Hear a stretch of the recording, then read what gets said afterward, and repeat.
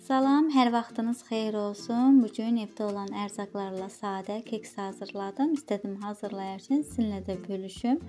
Bunun üçün 4 stəkan un, üzərinə stəkanın başı bir barmaq əskik duru, yəni bitki yağı əlavə edirəm.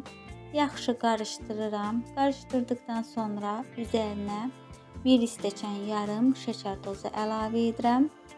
Sonra isə vanil, bir də qabartma tozu əlavə edib yenidən yaxşı qarışdırıram.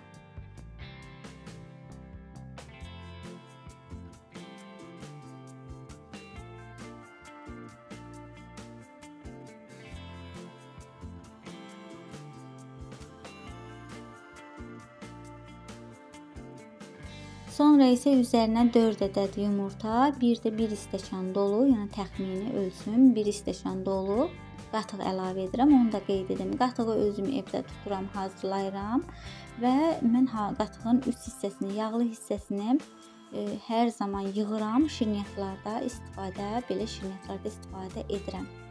Siz qatığın yəni alt hissəsindən də istifadə etmək olar, amma mən dediyim kimi üst hissəsini yığdığım üçün şirniyyatlarda istifadə edirəm. Yaxşı qarışdırıram və belə formada xəmirimiz alınır. Listimizin içərisinə, bişirəcəyimiz listin içərisini yağladım.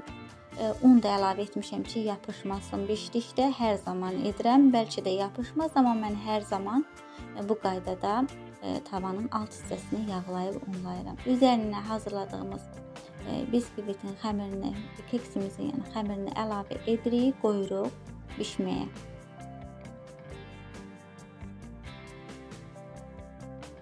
Və keksimiz artıq hazırdır. Sobamızın istilik dərəcəsi 250-200 dərəcə ortalığında bişirdim. Yarım saat 40 dəqiqə ərzində keksimizi bişirdim, hazır oldu. Tam soyduqdan sonra dilimlərə belə ayırıram. İçərisini də göstərirəm. Yəni keks dedikdə biskvit, bişirdiyimiz tortlar üçün biskvitin xəmiri yəni eyni formada alınır.